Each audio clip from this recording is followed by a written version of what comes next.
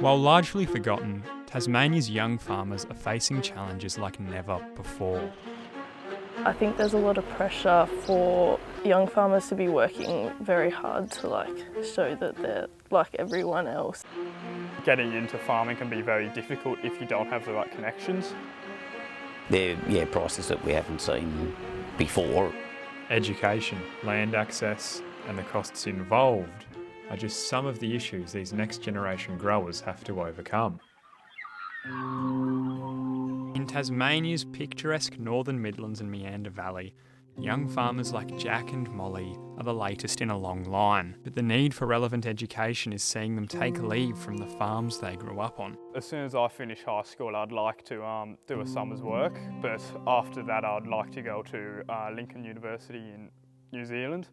At uni, we go and see so much different stuff, and it's good to get knowledge from somewhere else other than just in Tasmania, and meeting new people and making new connections.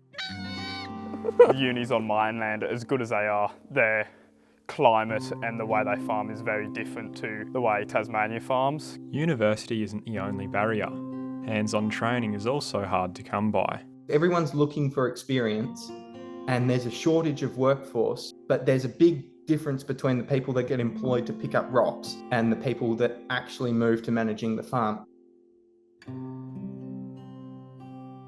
Land access and financing are becoming more challenging as property prices and residential subdivisions increase day after day. It is a bit scary to go, I can look over there on the other hill just over the river and it's now all houses when 5 years ago it wasn't.